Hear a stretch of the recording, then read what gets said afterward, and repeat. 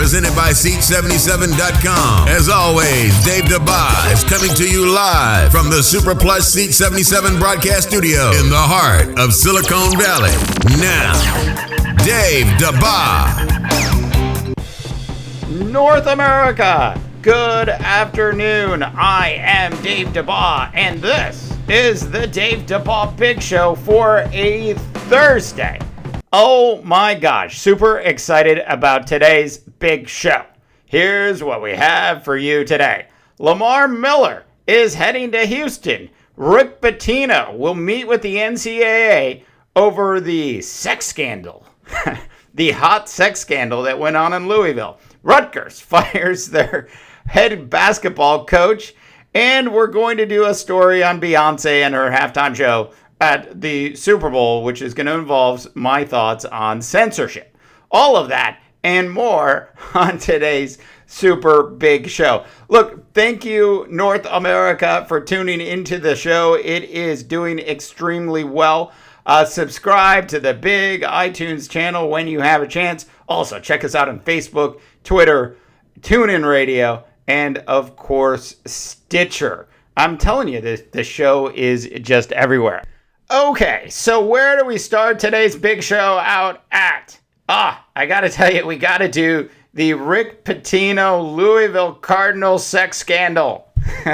All right, now just a recap for those of you that might have forgotten what happened. For about 4 years, there was an escort service that was, and I quote, servicing the Louisville basketball team inside their dormitories. And so news of this broke. Pitino and the Louisville Cardinal organization did not know how to handle it. Pitino himself refused to meet with the NCAA. But what Louisville and Pitino and the team ended up doing was they created their own self-imposed sanction. So they said, we'll stay out of the tournament for 2015, 2016. Our team will not participate in any postseason tournaments for that particular year. Meanwhile, the NCAA, who is supposed to do their job, has been trying to actually get an interview with Rick Pitino to actually discuss the allegations. So apparently this meeting will finally happen as Rick Pitino has finally caved and will meet with the NCAA. Look, this is an outrage. I'm telling you, Pitino is full of crap. When you are the head coach of a major basketball team, trust me, you know what's going on with your team. You know, your assistant coaches know, you have people on your side of your bench that know what's going on with your team. There is no way, North America, that Rick Pitino didn't know what was going on with his team. All right, tell us what you think. Send us your emails, info@seat77.com. We want to hear from you, but Rick Pitino is indeed full of crap. Elsewhere around the National Football League, Lamar Miller has signed a contract, $26 million, 4 years, to join the Houston Texans. The Texans have spent over $100 million in free agency in the past 24 hours. So I started thinking about this, and I'm like, guy, if they got $100 million to just kind of throw around, why don't they go back to the Tennessee Titans and do the right thing and say to Tennessee, we want to buy back the Oiler name? It just kills me that the Houston Texans are the Texans and that they're not the Houston Oilers. For me, it's like the powerhouse Minnesota Wild, the single-handedly worst sports name in franchise history, the Wild. And what I want to have happen is I want Minnesota to go to Dallas and say, you guys can be called the Stars or the South Stars. We want to become the North Stars again. So I look at this Houston Texans name and I look at all the money that Bob McNair has, and I just don't understand why they can't cut a deal with the Tennessee Titans, who aren't even using the name anymore. Bring back the Houston Oiler name. In fact, hashtag bring back the Houston Oiler name. Anyways, very interesting goings on in Houston. Look, they got Brock Osweiler, which, if you think about it, I mean, it was the best possible choice for that team. Sure, maybe they overpaid, but it doesn't matter. Look, $18 million a year to Brock Osweiler for a quarterback that's played half a season in the National Football League on a team that had a highly conservative offense. Yeah, that guy deserves $18 million a year. To put the numbers in perspective, Tom Brady is going to probably make less than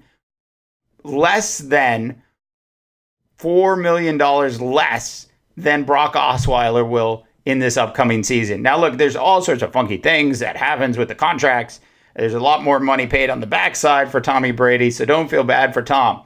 I think Tom's going to make $13 to $14 million this year, with Brock bringing in 18.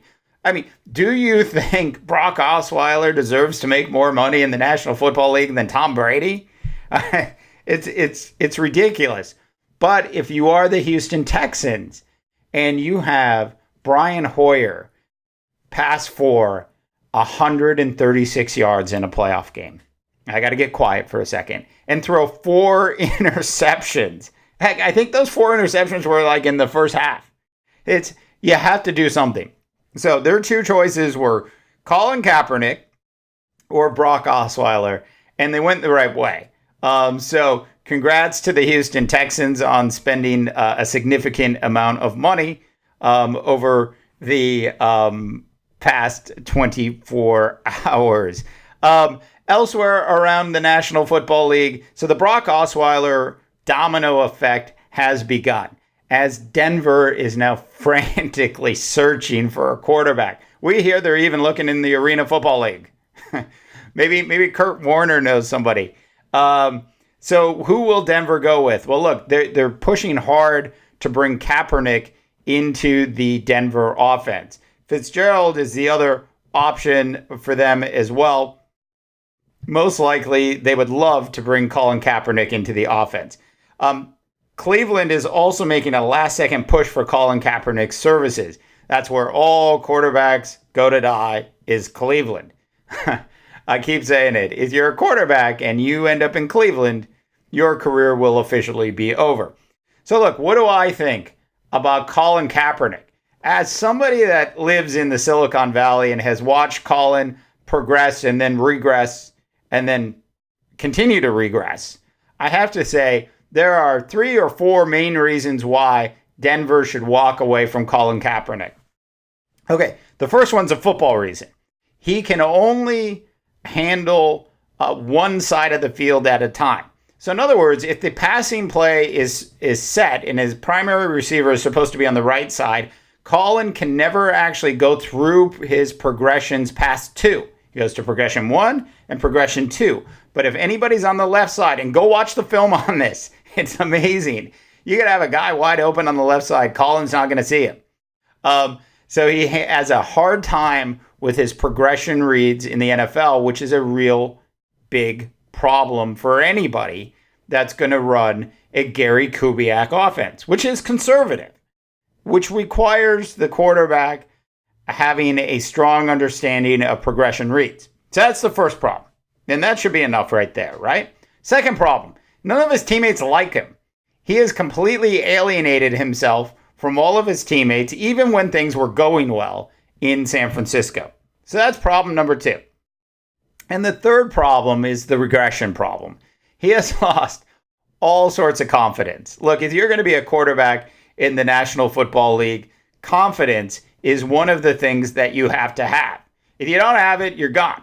And so I don't know if John Elway and Gary Kubiak, if they have some sort of pixie dust that they can spray on Colin Kaepernick to bring him back to life. But if they don't, it's going to be a long season for the Denver Broncos if they think Colin Kaepernick is the answer in Denver. That's what I have to say about that. Tell us what you think, North America. info@seat77.com. Also, check out the updated, brand new look and feel to the Seat 77 seat77.com website when you have a chance. Okay, my favorite story of the day, though, has to be Rutgers firing their head coach. Goodbye, Eddie Jordan. And to make you go away, Eddie Jordan, this is what we're going to do for you. We're going to give you your $2.1 million that was left on your contract. How bad has Rutgers been over the last 2 years under Eddie Johnson? Well, I could tell you. They've won 3 games, just 3 games in the Big Ten over the last 2 years. They beat Penn State. They beat a completely depleted Golden Gopher team of Minnesota. The team was so depleted that they're just the Gophers of Minnesota. And they somehow, magically, last year, and I don't even know how this happened. Seriously.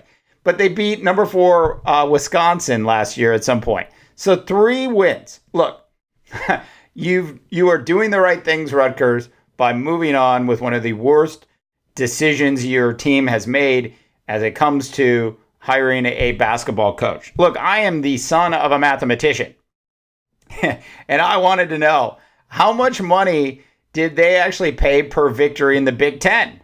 And so I went ahead and I found his contract and I crunched the numbers, and they paid $262,000 to Eddie Jordan for each win in the Big Ten over the last 2 seasons. It's amazing. So Eddie Jordan is gone. Say goodbye, Mr. Eddie Jordan, in beautiful Rutger land. All right. So coming up on our on the Dave Dabbah Big Show, we have all sorts of interviews popping up next week. We want to hear from you, North America. Tell us what you want on the Big Show. This is your show. info@seat77.com. Send us your emails, and we will read them on the air next week. Okay, so for our last story of the day, and this is just fantastic. There's an uproar, a major uproar over Beyonce and her Super Bowl performance. Hey, Producer Buck, if you have the Cialis commercial, please go ahead and play it now. You make a great team. It's been that way since the day you met. But your erectile dysfunction, it could be a question of blood flow. Cialis Tadalafil for daily use helps you be ready anytime the moment's right. You can be more confident in your ability to be ready.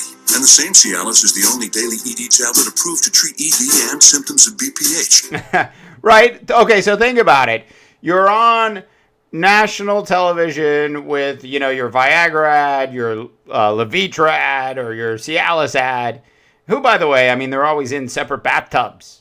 How do they get anything done when they're in separate bathtubs? Anyways, so you have all of these ads for erectile dysfunction all over the Super Bowl, in the pregame show, during the Super Bowl, postgame show, and all of these people get upset because Beyonce's got a little fishnet action going for the Super Bowl halftime show. She was wearing a garter, and a ton of people just completely bent out of shape. So many people that the FCC actually released 74 pages of email complaints about the Super Bowl halftime show. Now, look, some of the people were saying the song she sang was racist, and and everything she was doing was bad. But at the end of the day, I think what Beyonce did during the halftime show was no different than a lot of other things that you see on television today. Look, if your kids are watching something and you are doing the right thing as a parent and you're watching something with them, you can decide what they can and can't not watch. This whole idea that Beyonce's halftime show was so offensive that you felt the need to actually send an email into the FCC to complain is ridiculous. I am just saying, absolutely ridiculous. All right. Fantastic show. Send us your emails at info@seat77.com. We want to hear from you, North America. Recapping today's big show, Lamar Miller, a new member of the Houston Oilers, Rick Pitino is actually going to finally talk to the NCAA. Rutgers has fired their head basketball coach, and censorship is bad. Very bad, North America. Anyways, for the silent one, I am Dave Dabbah, reminding you that not everyone can be a champion, but everyone can act like one can. And good luck, North America.